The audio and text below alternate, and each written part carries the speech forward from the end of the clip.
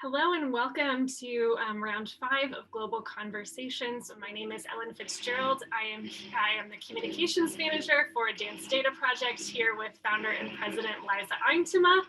I have the distinct pleasure to be interviewing Nicole Walters, the stage manager at Atlanta Ballet, and Nicole Pearce, a lighting designer based in New York City. So to kick us off, could each of you kind of introduce yourselves for our audience and just kind of tell us a little bit about your backgrounds? I'm Nicole Walters, and I'm currently the stage manager for Atlanta Ballet. Previous to that, I was at Alvin, American Dance Theatre as their assistant stage manager for 9 years. And then I made the shift at the beginning of 2020 here in Atlanta. I'm Nicole Pearce. I'm a lighting designer. I work for live performance, but predominantly in dance, but also with theater and opera. And I freelance, so I am all over. It just depends on wherever the project takes me. Wonderful. And so could each of you maybe talk a little bit about how you got to where you are today? Were there any events or things that happened that specifically led you both to this point in your careers, and kind of how did you know that this was a craft that each of you wanted to pursue? So I began as a kid doing productions in my living room, and that grew into carrying that through into high school and doing acting in high school.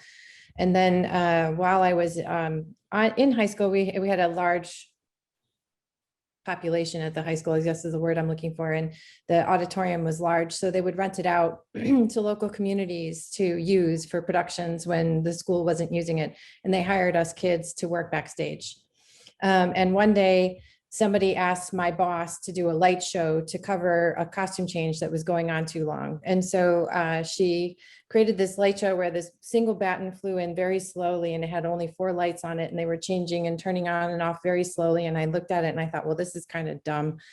But then if you looked up at the ceiling of the auditorium, the whole show was up there, and it was these 50-foot buildings that would just cascade across the ceiling, and they were all morphing in time to the music. And I thought, oh, that's the coolest thing I've ever seen. I'm going to do that.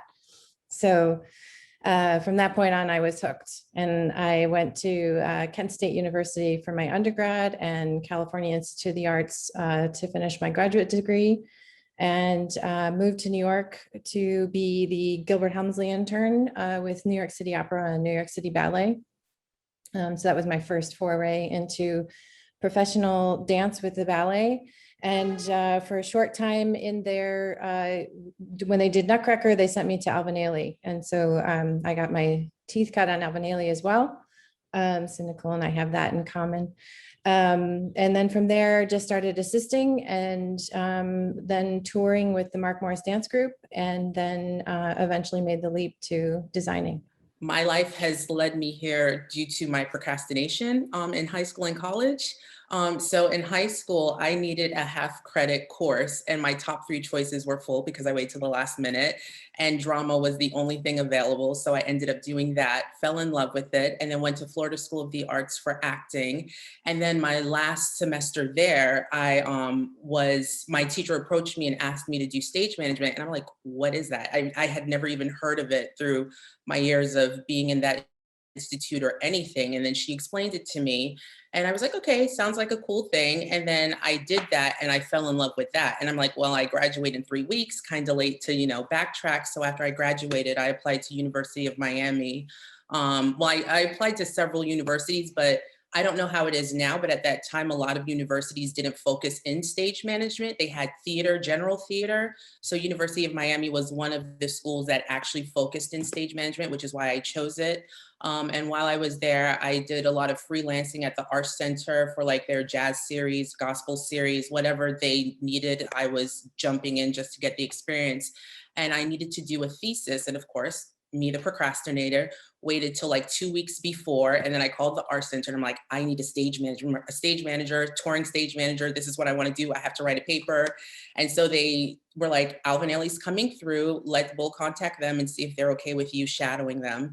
And sure enough, Kristen Colvin Young, who was and is the stage manager today, was like, yeah, she could come by. So I went by and I just shadowed her. I jumped in whenever they needed help running errands, putting up sheets or papers, directional signs. And, you know, by the end of that week, she just asked me, what are you doing for the summer? We're looking for an intern. We'd love to have you. And I didn't know where I was going to stay, how I could afford it, but I was like, I'm doing it. And then, you know, just figured it out. And then ever since then, I came back again for another summer internship. But I didn't know that I wanted to do dance per se. I know I wanted to do stage management. I thought more theater, musical theater. And it wasn't until I met Kristen and Ailey that I was like, oh, I can do dance also, because we covered theater, we covered musical theater, we covered opera, but no one ever said there's stage management and dancing. And so when I saw that and went to New York and experienced it, I was like, this is really cool. Like, this is what I want to do. And although I was freelancing while in New York, you know, I did straight plays, I did musicals as a freelancer, but there was just something about dance that kept on pulling me back to that field. So that's what I ended up doing and where I am now. How does procrastination work out being a stage manager? It doesn't. Okay. Yeah. As I mentioned, I was in high school and in college. I'm much more mature now. Okay. I want to ask Nicole first, and then Nicole Pearce, please. How you deal with the ratio of trying to plan versus uncertainty, and I'm assuming that involves a lot of collaboration. It does. For me personally, it's a lot of planning, and you always, and this long in the game, you realize that no matter if you have a plan A, B, or C, there is bound to be something that doesn't fall in any of those boxes. And you just need to be ready to communicate that with the director, with the lighting designer, like if it's running out of time or going over time, if it's, you know, and we're working with different organizations that have AGMA rules or IATSE rules. So you all obviously have to abide by those rules. So it gets a bit tricky when you have dancers, orchestra, and crew, and they're all in 3 different unions with 3 different rules. And you have to combine, like figure out when we're going to do a break that works for everyone so we can maximize the time. When, you know, if a lighting designer needs more time because you know, there was an issue that they had to figure out with the lighting or whatever, then you have to be flexible with that. And then that comes with just being understanding of everyone's needs, but then also trying to work within the constraints that you have and just, you know, just figuring it out. I mean, there's no real way to prepare. It just comes with experience. Like, you know, it just comes with experience. Nicole, talk a little bit about preparation versus being willing to, I don't know, go to plan B, do whatever you need to do to get things done. Yeah, I think that's like an endless quest I've been on my entire career. Because I've had situations where like, I'll just figure it out when I get there. And that is just the worst, because you just walk in the door and you expect to be able to relax and figure it out. And there's just no time for that. So I learned, for me, it's better to have like a detailed, ironed out plan that I know backwards and forwards for myself. And that involves a lot of conversation with the choreographer and other designers and the stage manager, and making sure that all of my notes and detailed ideas are as laid out as possible for everyone. So that when I walk in the door, I know exactly what needs to happen when, and being aware of the schedule and how much time it's going to take us to accomplish each task. And then, you know, when you get there and you have this uber preparedness going on, you still have to be ready to punt. So, because, you know, lighting doesn't happen unless it's in the theater, everything's set up and all of the players are in place. And you really don't know what's going to happen until all of that is combined together. And from my end, especially in dance, it has to happen very quickly. And so you just have to be able to improvise and trust your intuition and your gut and just keep moving. And it also involves being able to guide the team a little bit, because sometimes, you know, if you're a choreographer or another designer, you don't work at the pace that I work when you're creating. You have time to sit in the room and think about it and digest it and move on. And for me, it's like, see it, make a decision, keep going. So it's like you have to kind of remind everyone that that's the situation we're in, and you have to kind of gently guide that along. Talk a little bit about that. For most folks don't, I certainly didn't know what your time constraints are like. And I'd love to hear from both of you. Nicole Pearce first. Yeah, well, just to clarify, in dance, it's very, very fast. In theater, you have a couple of weeks to get it together. And you have this whole process called the preview process, where the audience comes in and they watch the show every night, and you take notes and you do rehearsal the next day and make changes and then keep going. But that doesn't happen in dance, to my experience of what I found, because it's very expensive, and it's also often larger casts. But and the most extreme example I can give is for doing a new world premiere for Alvin, Ailey, and walking in the door at 8 a.m. and the audience walks in the door at 7 p.m. and you're ready to go.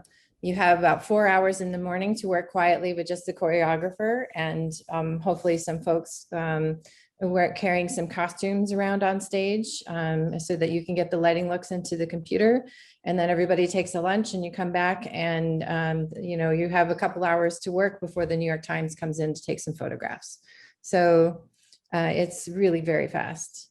So that's a situation where I have to be as prepared as possible walking in the door, knowing where I want the cues to land and timings and things, so that you're not fussing those as much as what the actual looks are going to be. Wow. I like to think about my work in lighting in tech specifically, because I'm a runner in my free time.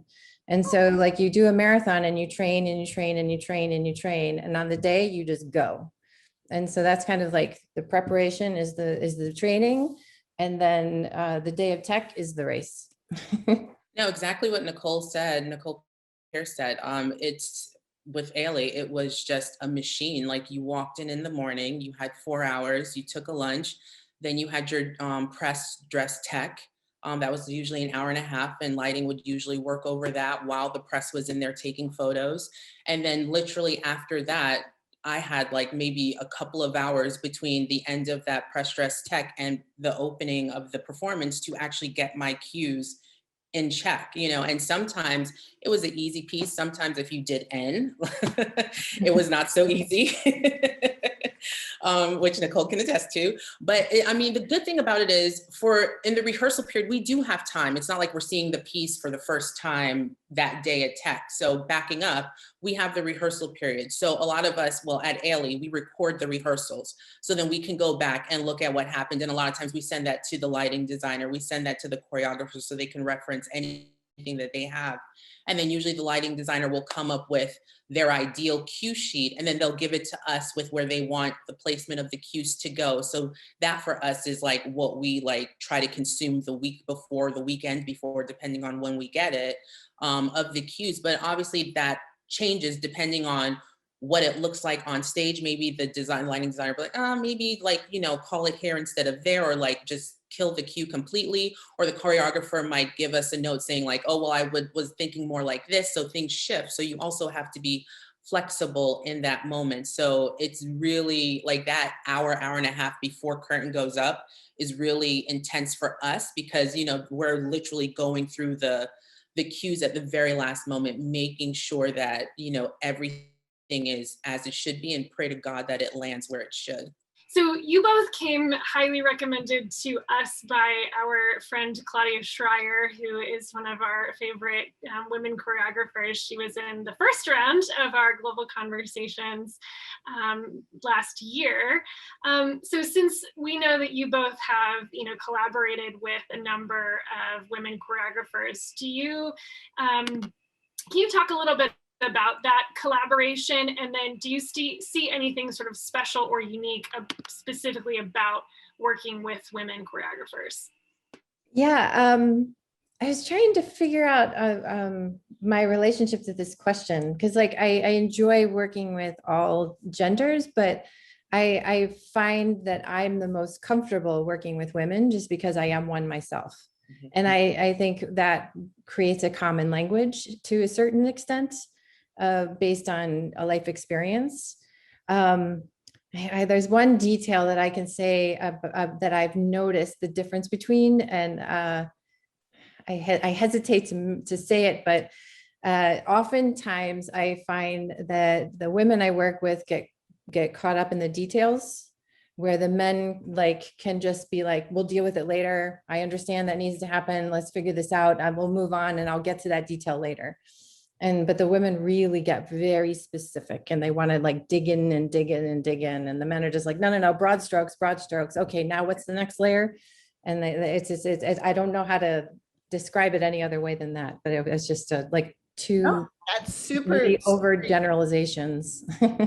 No, I agree with Nicole. There's just much more attention to detail with especially the minute detail of everything.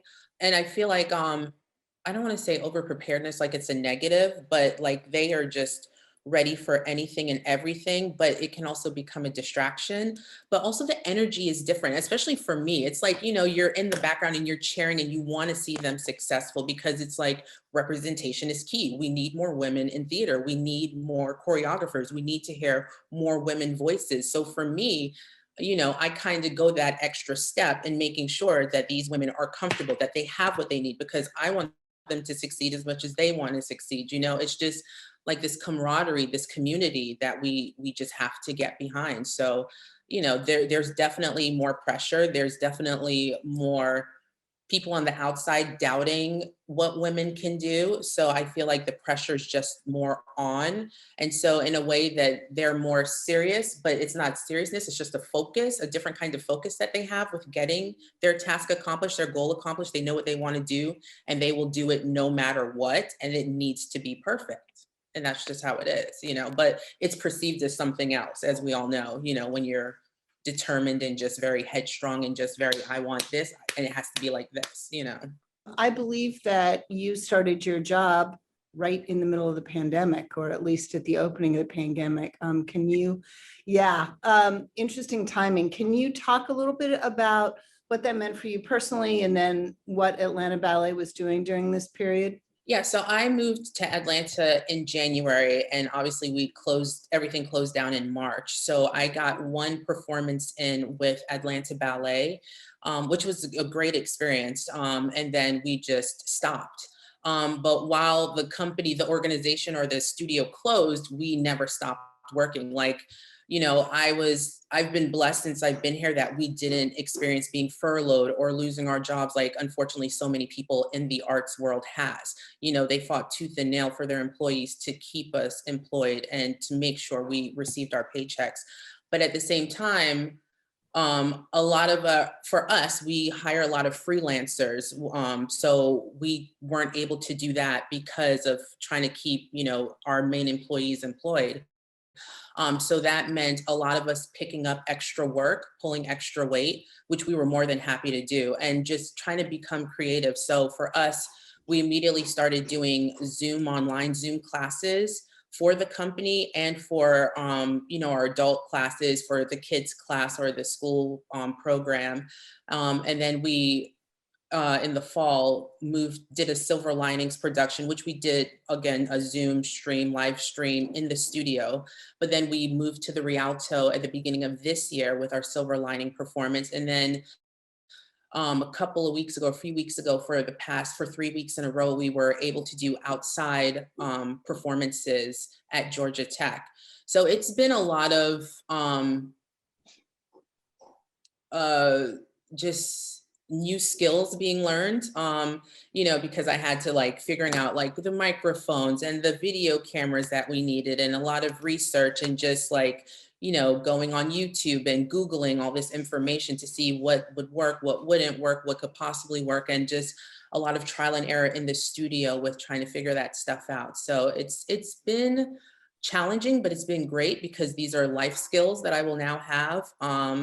And it's just been a big, huge community, like us trying to work together to get this done because it's been so important. And then just, just reaching people. Like, you know, I said this before to you guys, but it's just, you know, when in schools, the first thing to get cut is the arts. You know, theater is always the first thing. Like they don't have the money for it. They have to cut the, you know, theater, they have to cut band or whatever music program there are. But during the pandemic, what did everyone turn to? the arts, but still the arts was the first thing to close and the last thing to come back. You know what I mean? Like finally Broadway is opening up slowly but surely. Theaters are coming back, but sports have been, happening even through the pandemic. So, I just hope that now with everything that we've gone through, people see and realize how truly important the arts are and how much people really depend on it for escapism, for, a sense of community, for finding people or relatability. So yeah, I'm excited for what's to come. Nicole Pearce, you are in New York City and you're a lighting designer working with a lot of different, theaters and organizations and productions and things. How has the pandemic kind of affected your work or your craft, and how have you kind of adjusted to accommodate that? I had kind of the opposite experience of Nicole Walters, because as a lighting designer for live performance specifically, there was just no work. And I specifically chose not to dive into the Zoom because I was like, okay, I was burnt out and needed a break. And so I just sat back and took some time. Well, first, I should say, I preface it, the first 3 months, it was a mad dash to get to Cleveland and help my sister get her kids through the end of the school year. So my husband and I were homeschooled for 3 months and daycare. So I spent a lot of time in tents and playing catch with my 2 nephews. And so after that, I was spent. So I took about 9 months and started to dig into, okay, I paint with light. So can I return to paint with pigment? Because I did that when I was in school. And I did come back around to that. And I also spent a lot of time working in food pantries in my neighborhood. And just my neighborhood specifically got slammed when the pandemic first hit, because it's a large community of immigrants and folks who live multi-families together in a small space. And so we had a really hard time wrapping our head around it, and we lost a lot of lives. So I decided to do a series of paintings for the local hospital that took the brunt of all of this. And I was inspired by the story of Sadako Sasaki, who was in Japan and died of leukemia as a result of radiation poisoning from the Hiroshima bombs. And she was following the Japanese legend that if you make 1,000 origami cranes, then you get a wish for recovery or long life. And so I decided to do 1,000 paintings as my wish for recovery. And so that will be installed at Elmhurst Hospital in New York this coming October. So I took a right turn into installations and kind of took some of the work I've been tipping my toe in with set design and moved it over into installation work and figuring out how to write grants and things like that. So that's the journey I've been on. You mentioned you're a runner. I can't run anymore, sadly. Do you do all your training on the city streets of New York, or are there weekends where you drive out and do long runs someplace else? I'm just curious how that works for you.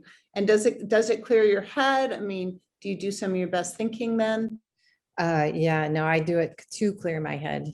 And I think I love dance so much because I enjoy the dancer's ability to be in the present tense.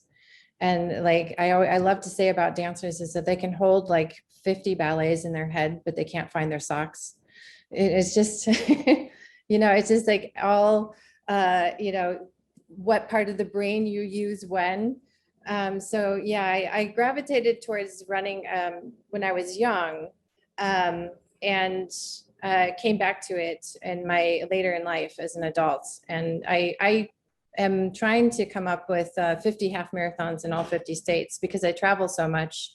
If I have a training event, something to train for, then I don't slack off. So wherever I am, I'll go for a run.